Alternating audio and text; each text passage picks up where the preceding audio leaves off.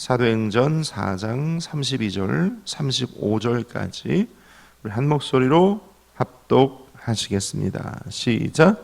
믿는 무리가 한 마음과 한 뜻이 되어 모든 물건을 서로 통용하고 자기 재물을 조금이라도 자기 것이라 하는 이가 하나도 없더라. 사도들이 큰 권능으로 주 예수의 부활을 증언하니 무리가 큰 은혜를 받아 그 중에 가난한 사람이 없으니 이는 밭과 집 있는 자는 팔아 그 판 것의 값을 가져다가 사도들의 발 앞에 두매 그들이 각 사람의 필요를 따라 나누어 줌이라.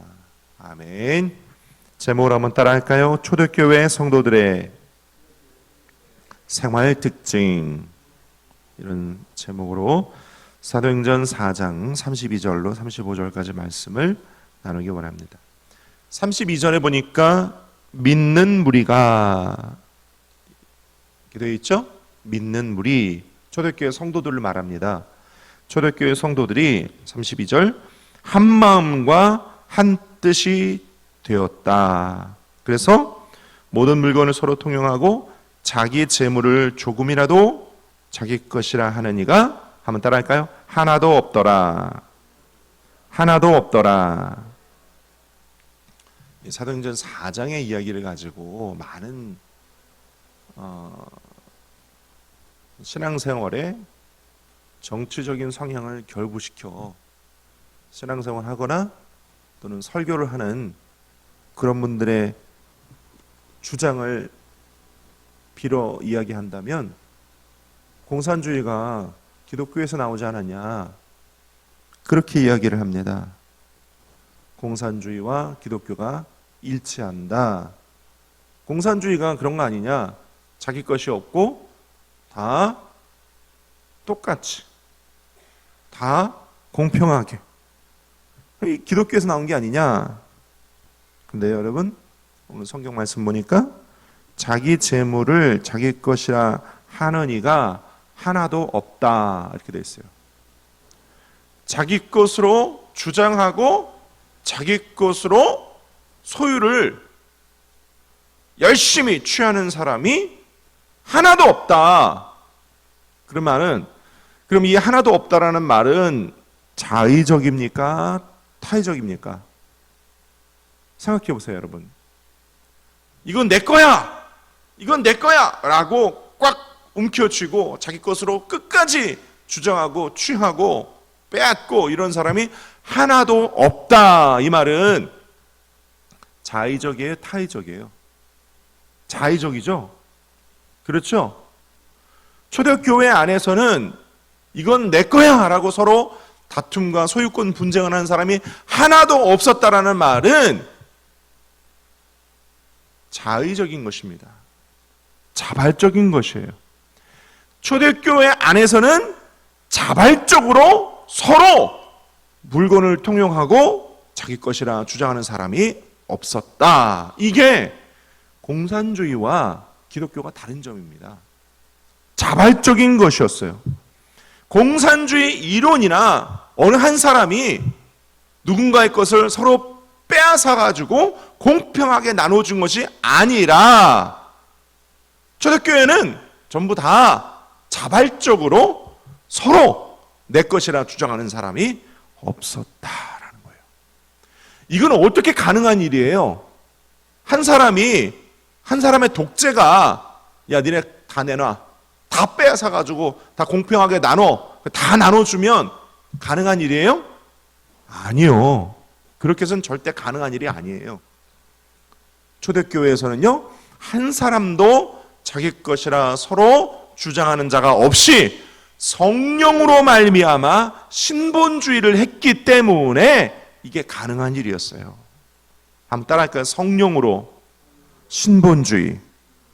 성령 충만에서 오는 신본주의.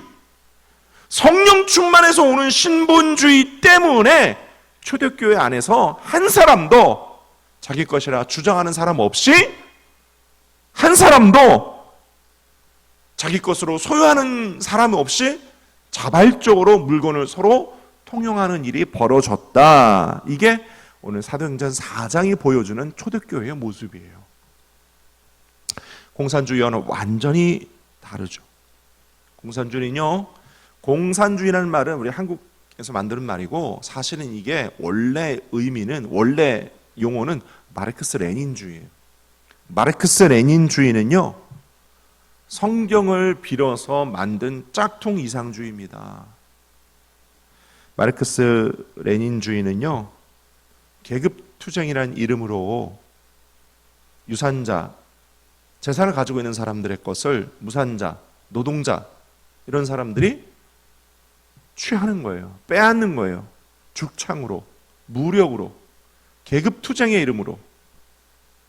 그래서 마르크스 레닌주의가 나온 이후로 100여 년 가까이 지구상의 역사를 보면 항상 먼저 계급투쟁의 이름으로 전쟁을 먼저 일으킨 쪽은 그쪽이에요. 지금도 저 위에 보세요. 그렇죠? 지금도 전쟁하고 있잖아요. 지금도 핵미사일 가지고 위협하고 있잖아요. 계급투쟁이에요. 그게 마르크스 레닌주의. 그렇게 빼앗아서 공평하게 나누자, 이건 절대 성경이 이야기하는 바가 아닙니다. 성경은 그렇게 이야기하지 않아요. 성경은 한 사람도 남의 것을 빼앗거나 빼앗기지 않아요. 성경은 자발적이에요. 철저히 신본주의 입각하에 자발적으로 성령으로 감동되어 자발적으로 그렇게 한 것입니다. 이것이 초대교회와 짝퉁 이상주의, 마르크스 레닌주의와 다른 점이에요. 그러므로 여러분, 초대교회 안에서 있었던 일들을 오늘 성경 본문을 통해 살펴보면서 우리의 모습도, 주님이 원하시는 우리의 모습도 재정립해 나아가는 저와 여러분 되시기를 예수님의 이름으로 축원을 드립니다.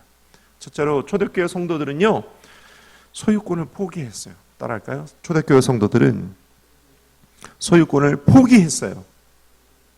32절 하반절에 보니까 자기 재물을 조금이라도 자기 것이라 하는 이가 하나도 없더라 그랬어요.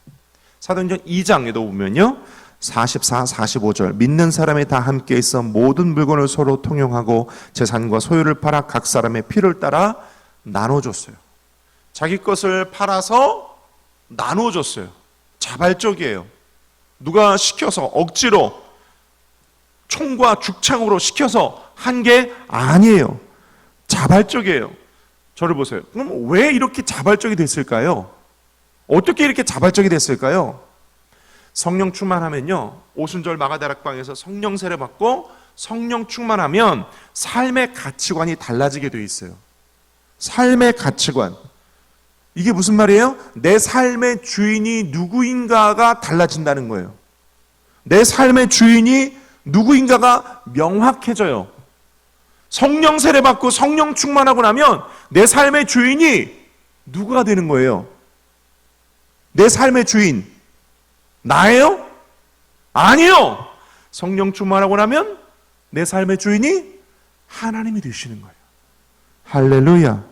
내 삶의 주인이 하나님으로 변화되는 거예요. 이게 성령 충만이에요. 성령 충만은 그런 거예요. 내 삶의 주인이 하나님이 되시는 거예요. 그러므로 내 삶의 모든 것이 다 하나님의 것이 되는 거예요. 내가 가지고 있는 모든 것이 다 내 거예요? 내 건강, 내 재산, 내 은사, 내 달란트, 내 권력, 내 인기 다 내 거예요? 아니요. 하나님의 것이에요. 원래 하나님의 것인데 복음 전하라고 잠시 나에게 맡겨주신 거예요. 그래서 잠시 맡고 있는 거예요. 그걸 청직이라고 하는 거예요. 할렐루야. 내 것이 있어요? 아니요. 내 것이 있으면 이게 다 내 거면 내 걸 지켜야지. 그러면 소유권 분쟁, 소유권 다툼이 생기는 거예요. 초대교회 성도들은요, 성령 충만해서 내 것을 주장하지 않았다. 다시 말해 소유권을 포기했다. 이 말은요, 하나님이 우리 삶과 우리 모든 것의 주인 되신다는 것을 인정한다는 뜻이에요. 할렐루야. 이것이 초대교회 성도들의 생활 특징이었어요. 오늘날도 보세요. 교회 안에서 분쟁이 일어납니다. 교회 안에서 분쟁이 일어나요. 소유권 분쟁, 이권 분쟁, 권력 분쟁, 이런 것들이 일어나요. 왜 그래요? 이게 다 내 거다라고 주장하는 거예요. 내 거다. 이거 원래 내 거였어. 이거 원래 우리 거였어. 우리 편 거였어. 여러분 기억하십시오. 원래 내 것, 원래 우리 편 거 하나도 없습니다. 원래 다 하나님 것이에요. 할렐루야. 내가 막 성령 충만하다 하면서 교회 내 어떤 분쟁, 교회 내 어떤 다툼 이런 거에 앞장선다. 성령 충만한 거 아니에요. 그런 내 거라고 주장하는 거예요. 이 모든 것이 다 주님의 것이고 주님의 은혜입니다 라고 하면 소유권, 이권 다 포기하는 거예요. 초대교회는 그렇게 했어요. 할렐루야. 성경은 그렇게 말하고 있다는 사실 여러분 기억하실 수 있기를 바랍니다. 이거 내 거라고 생각하면, 이거 내 거라고 주장하면 다툼이 생기는 거예요.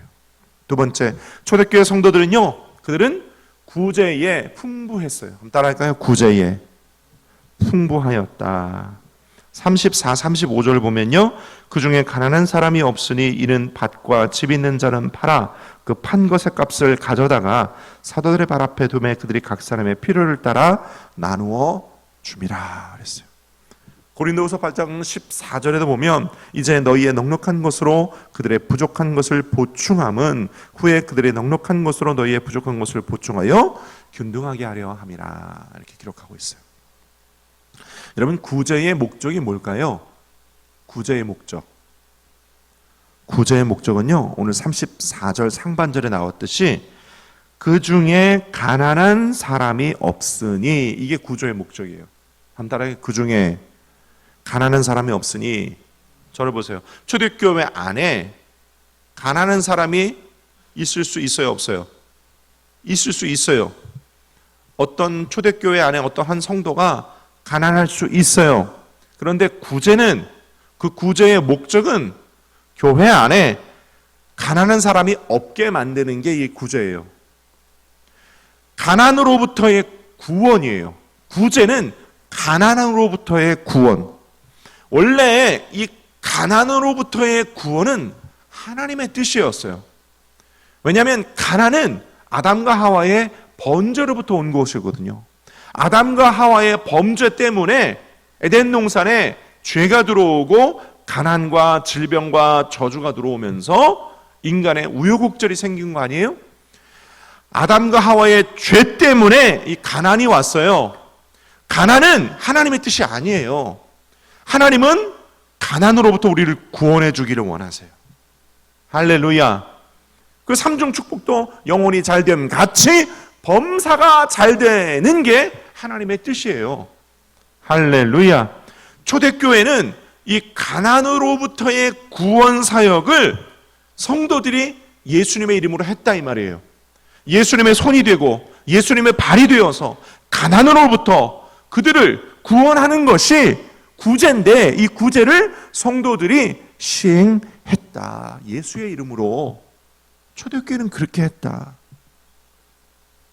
그래서 여러분 이 구제는요, 원래 시작이 나라의 일이 아니에요. 사회의 일이 아니에요. 어떤 조직이나 어떤 기업체의 일이 아니에요. 원래 구제는 처음부터 교회의 일이었어요. 따라합시다. 교회가 구제에 앞장서야 합니다. 요즘은 복지라는 이름으로 나라나 또는 회사가 구제를 하잖아요. 여러분 기억하십시오. 성경에 보니까 원래 구제는 교회가 하는 일이었어요. 가난으로부터의 구원이었어요. 그래서 초대교회가 이 구제를 하기 위해 헌금을 모으기 시작했고, 초대교회가 이 구제를 하기 위해 봉사자들을 모으기 시작했어요. 그게 헌신이고 그게 사명이었어요. 11조가 하나님에 대한 나의 경제력에 하나님께 대한 신앙 고백임을 여러분 기억하십니까? 11조가 뭐예요? 하나님께서 나에게 주신 물질, 이거 다 원래 하나님 것인데 내가 가지고 있는 이 모든 것이 다 하나님의 것임을 나의 신앙으로 고백하기 위해, 이거 원래 하나님의 거였습니다 라고 고백하기 위해 10분의 1을 띄어서 하나님께 드리는 게 11조예요. 아멘입니까? 그렇다면 구제는 하나님께서 교회 안에 가난한 사람이 있다, 저들을 구제해라 라고 명령하실 때 아멘 하고 순종하는 사역입니다. 구제는 사역이에요. 하나님과의 동역이에요. 11조는 신앙 고백이고 구제는 하나님과의 동역이에요. 여러분 기억하실 수 있기를 바랍니다. 그런데 이 구제에 중요한 원칙이 하나 있어요. 구제의 아주 중요한 원칙, 35절 사도들의 발 앞에 두매, 이렇게 되어 있어요. 한번 따라할까요? 사도들의 발 앞에 두매. 저를 보세요. 구제의 주체는 내가 하는 것이 아니라 사도들의 발 앞에 두매, 교회의 사역으로 해야 된다는 거예요. 아까 말씀드렸던 것이 구제는 원래 나라의 일도 아니고 기업체의 일도 아니고 교회의 일이었다고 그랬잖아요. 구제는 교회의 사역으로 해야 된다. 내가 하는 게 아니다. 구제가 사회의 사업이 되거나 또는 회사의 일이 되면 반드시 뒤따르는 문제가 있어요. 형평성의 문제예요. 누구는 구제하고 누구는 구제하지 않아. 그러나 구제가 교회의 일이 될 때, 성사역이 될 때 이 형평성의 문제에서 자유로워집니다. 할렐루야. 그래서 세 번째, 초대교회 성도들은 그들은 필요한 사람들에게 차별 없이 나누었어요. 필요한 사람들에게 차별 없이 나누었어요. 35절 하반절에 보니까 그들이 각 사람의 필요를 따라 나누어 주었다, 이렇게 기록하고 있어요. 35절 하반절에 각 사람의 필요를 따라. 저를 보세요. 각 사람의 인맥을 따라 주었어요? 각 사람의 친분을 따라 주었어요? 각 사람의 이권에 따라 주었어요? 각 사람의 지위나 명예나 체면 때문에 나눠줬어요? 아니요. 각 사람의 필요를 따라 나눠줬다. 차별 없이 나누어줬다는 말이에요. 초대교회의 구제는 그랬어요. 지금은 어때요? 지금은 어때요? 너무나도 많이 인맥에 따라, 이권에 따라, 친분에 따라 나눠주고 있지 않아요? 초대교회는 그렇게 하지 않았다는 거예요. 성경은 그렇게 이야기하고 있지 않아요. 사도행전 6장에도 보면요, 제자들이 더 많아졌는데 헬라파 유대인들이 자기의 과부들이 매일의 구제에 빠짐으로 히브리파 사람들을 원망하니, 이런 말들이 나와요. 초대교회 안에도 헬라파, 히브리파, 파가 나뉘어졌대. 이게 뭐예요? 헬라파 과부들, 히브리파 사람들, 인맥에 따라서 구제가, 형평성의 문제가 생겼다는 것이죠. 성경은 원래 그렇게 구제를 이야기하고 있지 않다라는 사실 여러분 기억하실 수 있기를 바랍니다. 구제는 각 사람의 필요에 따라 나눠주는 것이지 인맥에 따라, 친분에 따라, 파에 따라 나눠주는 것이 아니다. 여러분 꼭 기억하실 수 있기를 바랍니다. 나눌 때에 나눔도 구제도 사역도 차별 없이 해야 합니다. 차별 없이 하는 것이 교회요. 차별 없이 하는 것이 하나님의 뜻입니다, 여러분. 너는 나와 함께 오랫동안 알던 사이니까 좀 더 가져. 너는 교회 온 지 얼마 안 됐으니까 너는 요것만 가져. 이게 아니라는 거예요. 그런 식으로 차별하면 하나님이 우리를 차별하셔야 돼요. 하나님이 우리를 차별하시면 어떤 일이 생길까요? 네, 무서운 일이 벌어지기 시작하는 거죠. 하나님이 우리를 차별하시면. 저와 여러분 모두 다 하나님 우리 중심을 보시는 분이고 우리의 죄과를 다 아시는 분이신데, 그걸로 판단하시면 우리는 어떻게 돼요? 여기 저와 여러분 한 사람도 다 하나님 앞에 구제받을 수 있는 사람은 아무도 없어요. 아무도 없어요. 교회는 차별하지 말아야 합니다. 그것이 교회입니다. 세상은 그렇지 몰라도 교회만큼은 그러지 말아야 합니다. 말씀 나누기, 말씀 맺기 원합니다. 초대교회 성도들은 하나님의 주인 되심을 인정하고 소유권을 포기하여 하나님의 주권이 풍성히 임하도록 애썼습니다. 할렐루야. 그들은 구제에 열심이었고 차별 없이 나누었습니다. 여러분 교회는 이래야 합니다. 그렇지 않으면 교회가 공산주의가 되고, 교회가 마르크스 레닌주의처럼 짝퉁 이상주의, 짝퉁 복지, 그렇게 인본주의가 되는 것입니다. 교회는 철저히 신본주의하고, 신본주의를 지키기 위해서라도 우리는 성령 충만하고 말씀에 앞장서는 삶을 살아야 합니다. 오늘 우리 경인성전이 그렇게 되기를 예수님의 이름으로 축원드립니다. 기도하겠습니다. 아버지 하나님,